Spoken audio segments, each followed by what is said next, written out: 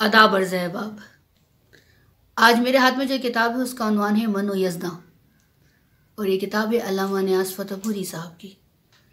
अल्लामा नियाज़ फ़तेहपुरी अदीब, दानिश्वर, फ़लसफ़ी, मौर्रिख़ और सहाफ़ी थे। 1884 में फ़तेहपुर हसवा में पैदा हुए। असल नाम नियाज़ मोहम्मद ख़ान था, तारीख़ी नाम लियाक़त अली ख़ान। उनके वालिद अमीर ख़ान पुलिस के महकमे में मुलाजिम थे, इसलिए मुख्तलिफ़ शहरों में तैनात रहे। 6 साल की उम्र तक अल्लामा साहब अपने वालिद के ज़ेर निगरानी तालीम हासिल करते रहे। 9 बरस की उम्र में मदरसा इस्लामिया फ़तेहपुर में दाखिल हुए। दीनी उलूम के साथ इस दरगाह से 1898 में मिडिल और 1899 में मैट्रिक का इम्तहान पास किया। मौलाना हसरत मोहानी और इनके बिरादर बुजुर्ग रूहुल हसन मोहानी फ़तेहपुर में नियाज़ साहब के हम जमात रहे। सहाफ़त का आगाज़ 1901 से हुआ, जब मौलाना ज़फ़र अली ख़ान के अखबार ज़मींदार से मुंसलिक हुए।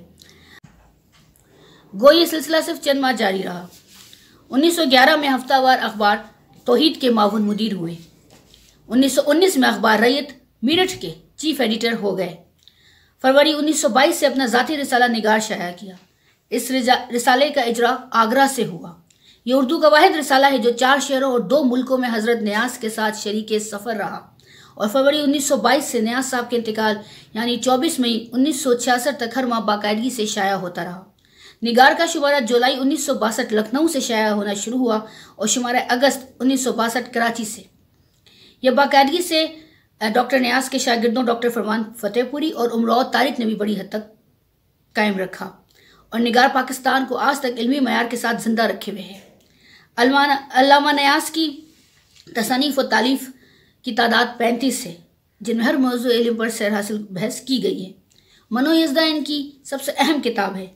इसका पहला एडिशन 2 जिल्दों में लखनऊ से शाया हुआ था, और अब हिस्सा अव्वल और हिस्सा 2 एक ही जिल्द में शाया हुआ है, और ये शाया किया है फिक्शन हाउस पब्लिशर्स ने।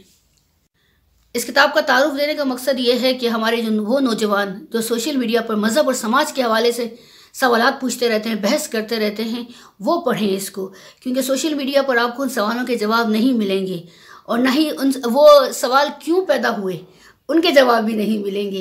उनकी जो वजूहात हैं वो आपको इस किताब में पढ़कर मिलेंगी।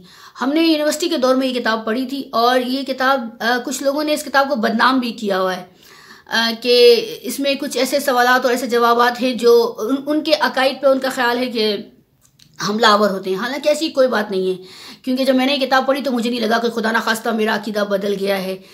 तो जब हम ये किताब पढ़ रहे होते हैं, जब मुताला कर रहे होते हैं, तो हमारे अंदर एक सोच की नए दर्क वाह होते हैं।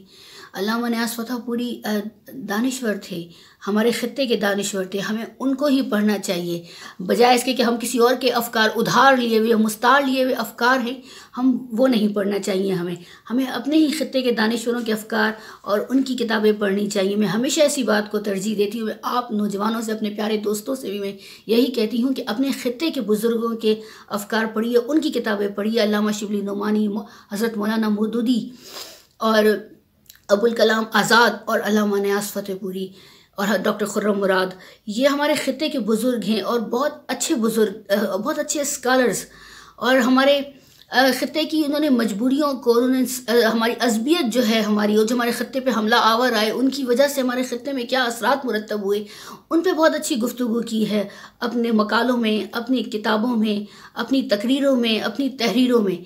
तो अल्लामा नियाज़ फ़तेहपुरी साहब ने इस किताब में बहुत सारे सवालात के जवाब दिए हैं, उन नौजवानों के सवालात के जवाब जो उस वक्त भी नौजवान, पढ़े लिखे नौजवान, जो हमारे बहुत सारे दोस्त सोशल मीडिया पे बहुत अच्छे पढ़े लिखे हैं, और लेकिन सवालात उनके जहन में घूमते हुए कोई जवाब देने वाला नहीं है। तो इस किताब के ज़रिए जवाबात उनको मिल जाएंगे। मेरा दिल चाहता है मैं पूरी किताब पढ़ दूँ थोड़ा थोड़ा करके। अगर आप लोग कहेंगे तो मैं ज़रूर ये किताब पढ़ दूँगी, गो कि बहुत ज़ख़ीम है, लेकिन मैं ज़रूर पढ़ूँगी आप लोगों के लिए।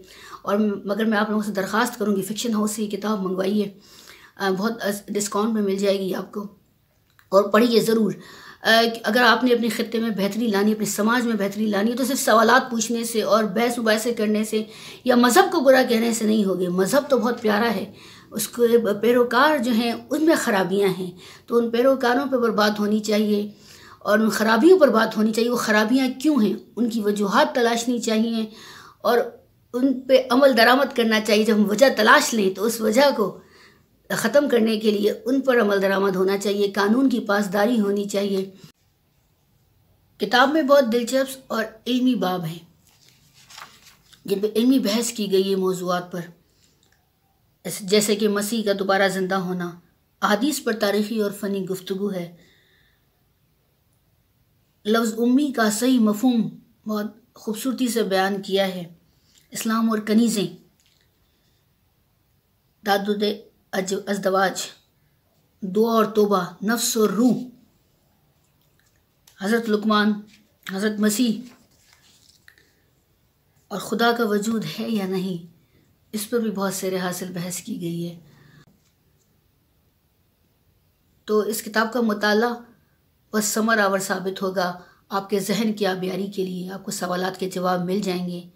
इस किताब को ज़रूर पढ़िए और सवालात के जवाब पाइए। बहुत बहुत शुक्रिया।